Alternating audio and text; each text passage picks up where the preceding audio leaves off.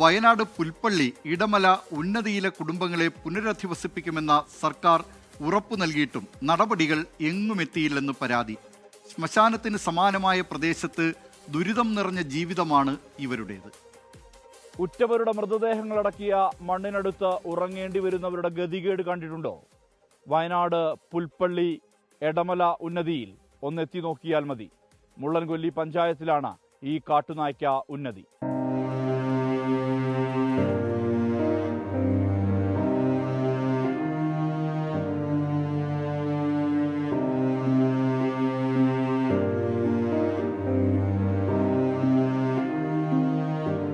മുള്ളൻകൊല്ലി പഞ്ചായത്തിലെ ഇടമല ഉന്നതിയിൽ വീടുകൾക്ക് ചുറ്റും മൃതദേഹങ്ങൾ അടക്കം ചെയ്ത കുഴിമാടങ്ങളാണ്. ഉന്നതിയിൽ ആരെങ്കിലും മരിച്ചാൽ മൃതദേഹം സംസ്കരിക്കാൻ ശ്മശാനമില്ല. ഇതിനാൽ വീട്ടുമുറ്റങ്ങളിലാണ് അടക്കം ചെയ്യുന്നത്. ഭൂരിപക്ഷം വീടുകളുടെയും മുറ്റങ്ങൾ കുഴിമാടങ്ങളാൽ നിറഞ്ഞു കഴിഞ്ഞു. പാറക്കെട്ടുകൾ നിറഞ്ഞ ഭൂമിയായതിനാൽ അധികം താഴ്ചയിൽ കുഴിയെടുക്കാനും ആകില്ല. ഇനി ആരെങ്കിലും മരിച്ചാൽ സംസ്കരിക്കുന്നതിനുള്ള കുഴിയെടുക്കാൻ വീട് പൊളിക്കേണ്ട സ്ഥിതിയാണ്.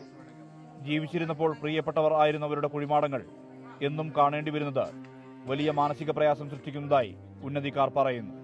അതിനാൽ ഇവിടെ നിന്നും ഒഴിഞ്ഞു പോകണമെന്നാണ് ഇവരുടെ ആവശ്യം.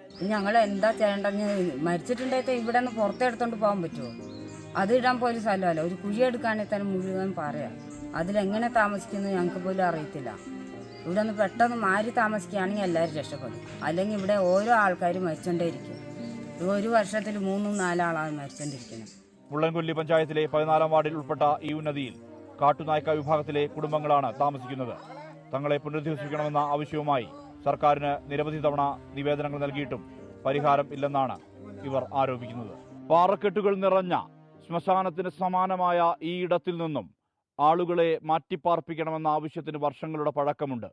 ഇനിയെങ്കിലും സർക്കാർ ഉണരണമെന്നാണ് ഉന്നതിയിലുള്ളവർ ഉന്നയിക്കുന്ന അഭ്യർത്ഥന.